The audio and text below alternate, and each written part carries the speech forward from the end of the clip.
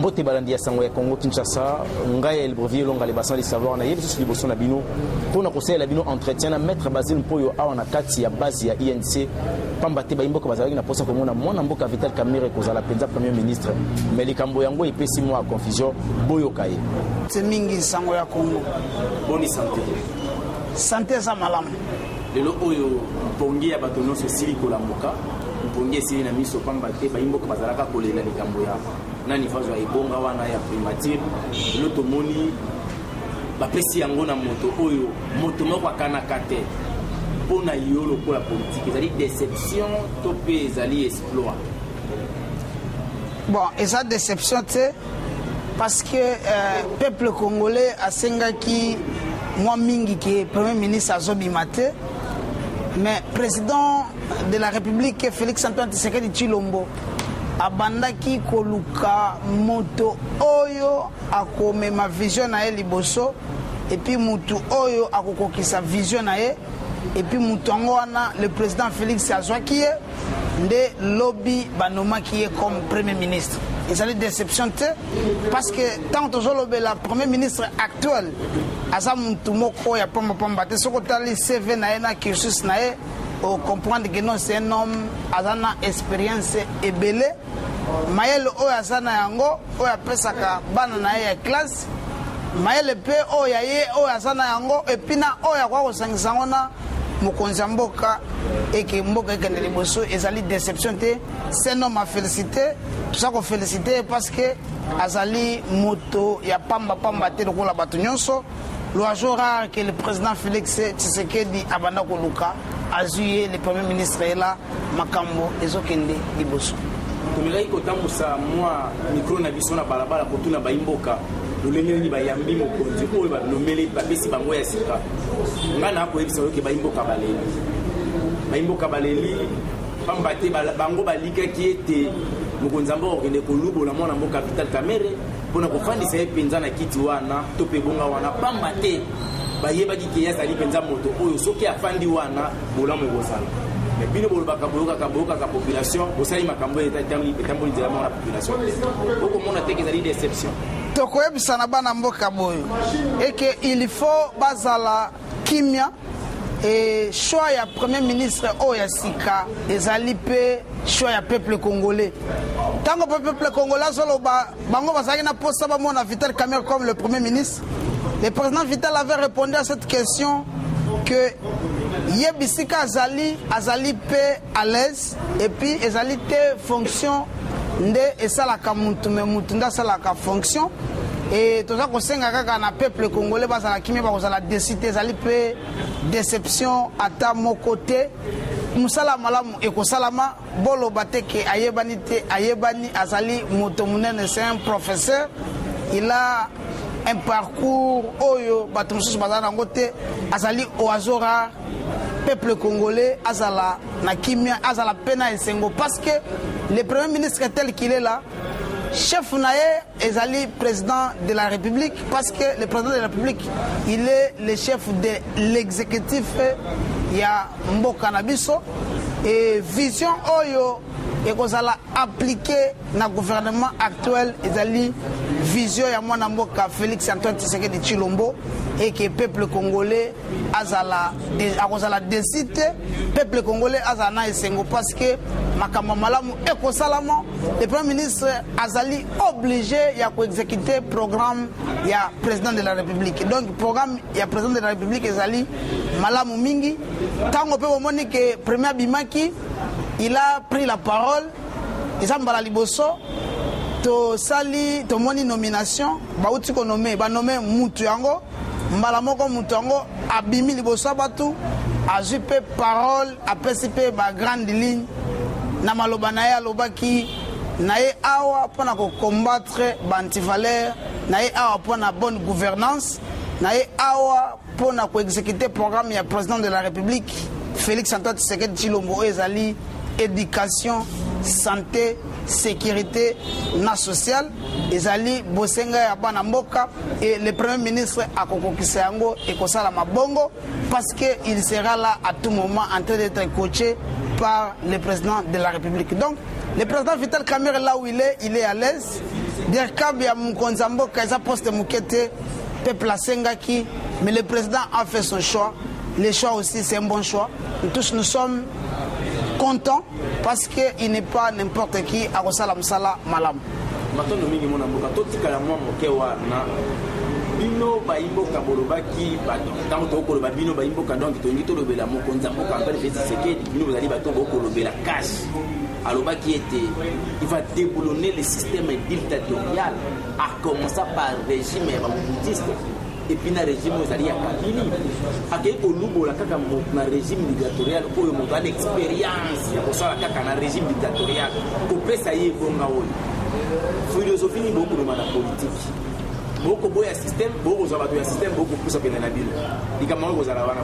peuple congolais, il faut comprendre le Komoko. Au moins, na minute où le président de la République, c'est Félix Antoine Tshisekedi Tshilombo. Mobutu n'est plus là. Kabila n'est pas président de la République. Mosé Laurent Désiré Kabila n'est plus aussi là. Donc, système où liboso et vous allez appliquer le régime oyo.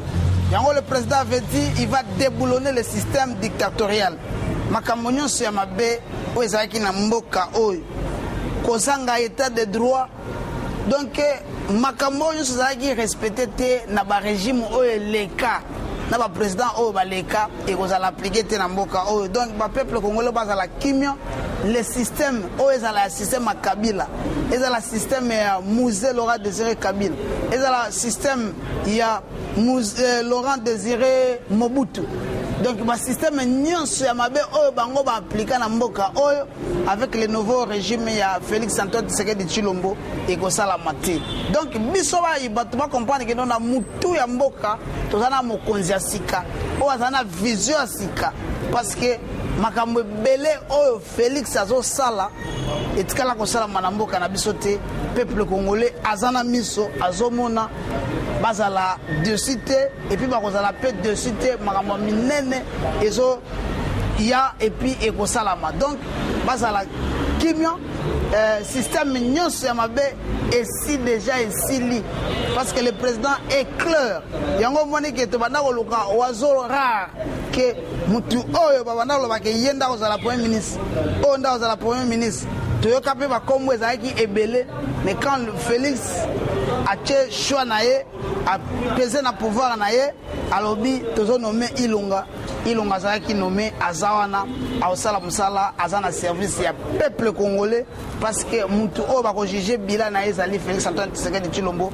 yango akondima te système ya mabe ezala na kati ya mboka yango toza kolite puis tokolite so makasi pour kodeboulonner bamakambo nyonso ya mabe mpo biso tokende liboso matondo mingi ngai penza na komaki na suka mais actualité est obligé biso totuna mwa motu na likambo mwa na mboka la mer mende baimboka bako ya bila mer mende commerce ko kopesa na poa na ye lelo oyo modo de pesami nde oyo mo commandant la police oyo akeneki kopesa ordre ko kanga mende baluki bafandisa ye pe mende akosenga na Assemblée nationale ba interpeller mon mboka basilo ye komoteki ya matena ba diamana maboko likambo ngo esikoyi.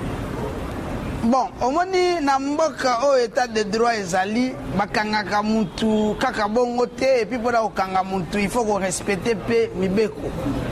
Mutu wana ndenge to sako mona na ndenge pe to monaki et que ba policier bakendaki kuna bazwaki instruction te ya ko brutaliser ou ko beta mutu po ko kanga ebia ko sala ndenge nini. Mais mutata moko ta sala kalikolo ya mibeko pona ko kanga pe mutu il faut qu'on respecte mibeko.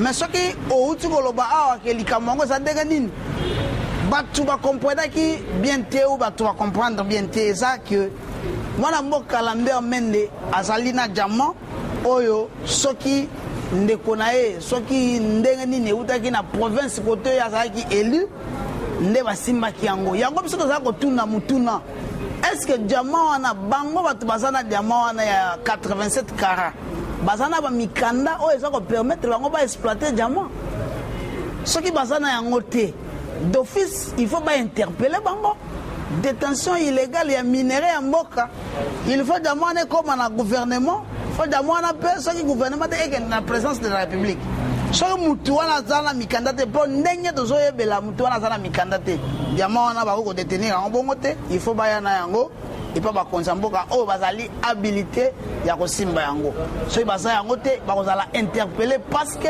baza koexploite badiamant ya république démocratique du Congo baza koexploite yango sa mikanda mboka eza mpe violation ya mibeko ya mboka donc soki mende mpe aza na clique wana oyo bato bazali koexploite badiamant na mboka sans kozala na mikanda il sera aussi interpellé outi koloba ke non bazosenga bainterpellé mwana mboka Basile Olongo le ministre AI ya intérieur mais ministre AI azana balimite na ye gouvernement euti ko déposer démission na bango aokende répondre kuna na qualité nini donc basala calme yango tozoloba ke diamant wana il faut ezonga na maboko ya bato oyo baza habilité le gouvernement comme le gouvernement eza démissionnaire batina yango ekende na présidence kuna nde bakogérer yango bayeba nini na osala parce que bato wana baza na diamant wana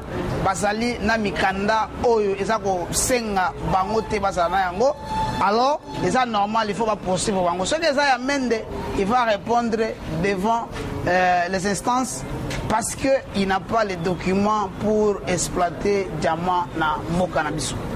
Na comme peut-être na suka mutuna moko yelinga ina zona motel kambo ya premier ministre nouveau ko ya utiko kota. Car facteur âge ko ya 74 ans ndenge to koyoka ezali mbula oya zali na yango. Âge oya zali na yango wana. Lobito oyoke loko kizenga lobaka te que la chair est faible mais l'esprit est bien disposé. Le problème est ça, au moins, mandat est un mandat à 5 ans.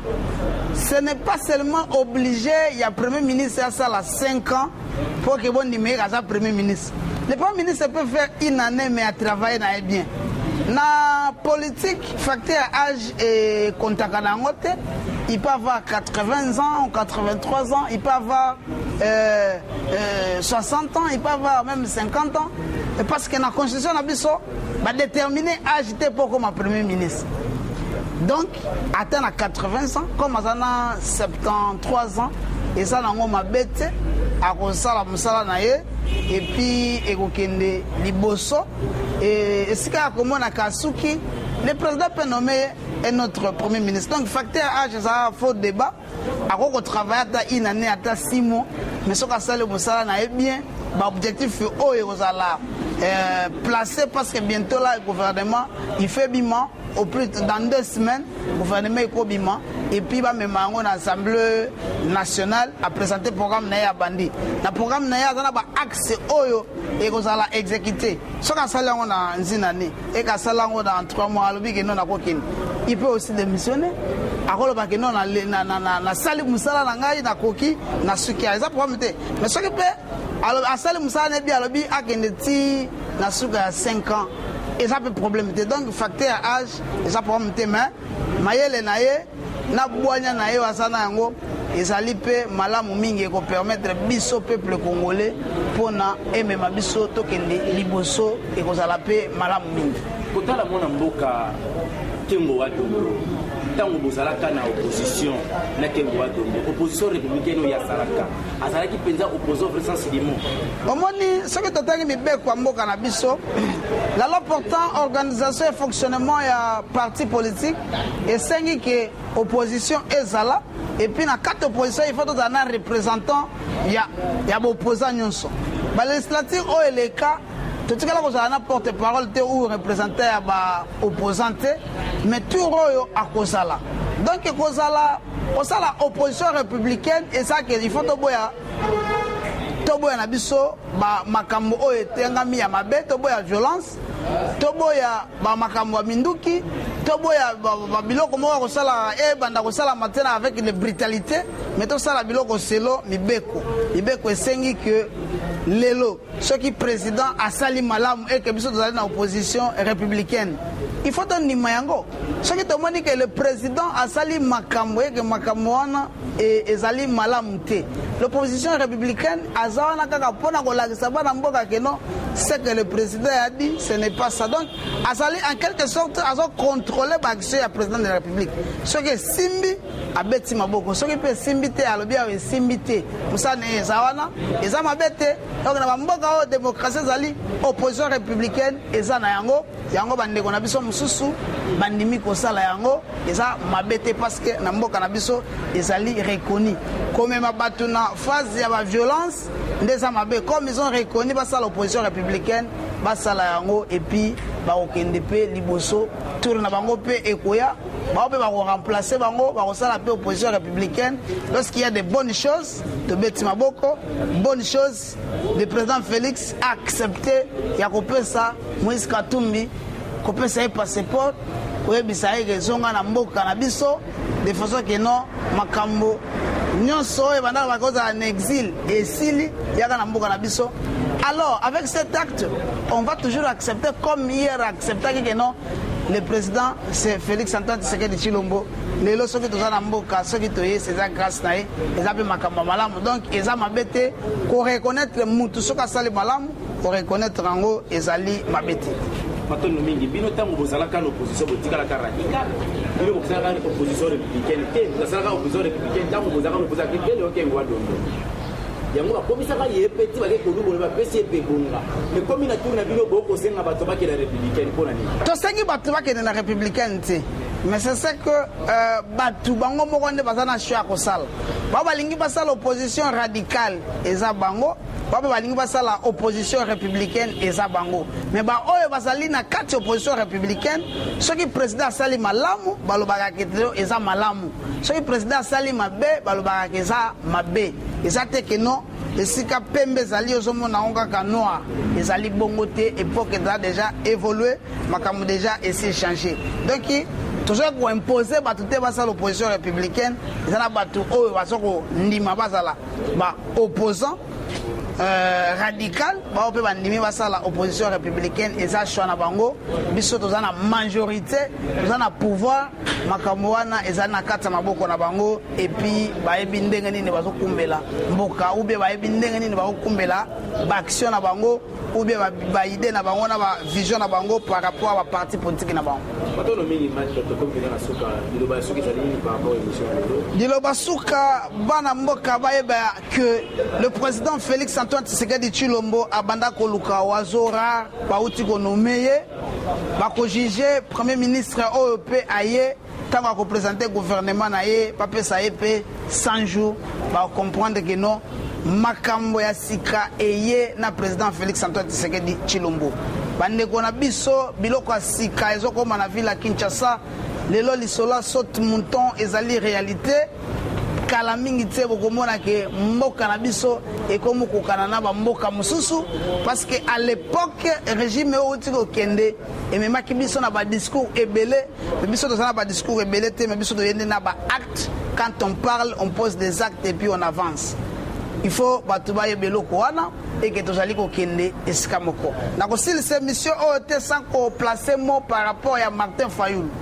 Martin Fayulu atiki suppliante naye na kati ya parlement azali kozwa mbongo chaque fin du mois amemelaka ye yango wana ye libanda koto azokosa batu na ba démission na ba mo mususu o ezali appropriété boyeba ke Martin Fayulu c'est un député aboyaki na ye okende kuna aponi mutu o azali mwana mwasi azako azaka na kati wana oyo akozalaka qui sont pour qui sont contre qui s'abstiennent na suka mbula zimbongo mbongo wana komemelango Fayulu bango bakolia yango alors bozala vigilant baction minene ezosala na mboka mboka ese changer bozala discrété et puis il faut chercher un bon parti politique pour adhérer parce que parti politique a une vision pour conquérir le pouvoir et garder aussi longtemps possible pouvoir rango tozui bana mboka peuple congolais bozala discrété botika kozala discret lelo penga pena osa meeting na kotonisa bato na nzepe na pesi pe message a kitoko parce que tozali na mokonza mboka na biso alobaka kitoko azape mayele belé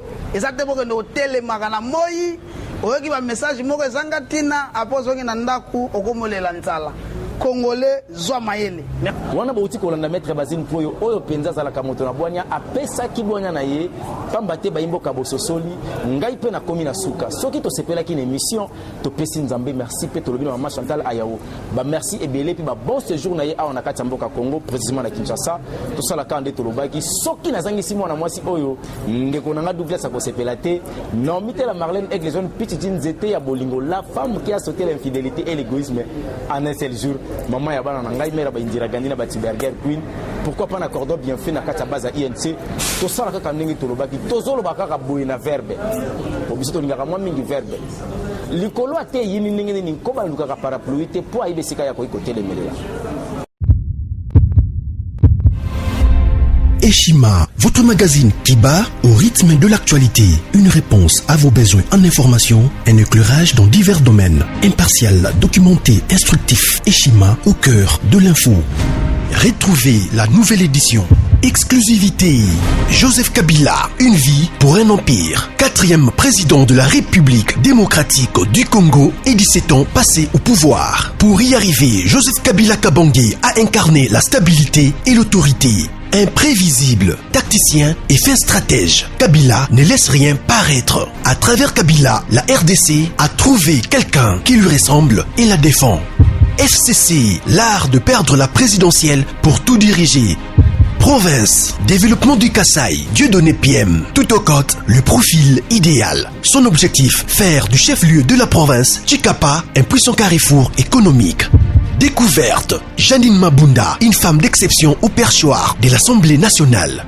Focus, Gaston Moussemena, l'homme et ses traces indélébiles. Politique, honorable Kulungu Douk, l'homme qui porte les espoirs d'un Kwango valorisé. Bailon Gaïbene, le bourgmestre qui a relevé des grands défis. Géostratégie, RDC, de plus en plus convoité. Institution, Jérôme Kitoko et la réforme de la Cour de cassation. Nation, Henri Thomas Lokondo, une liberté de pensée qui choque les idolâtres politiques.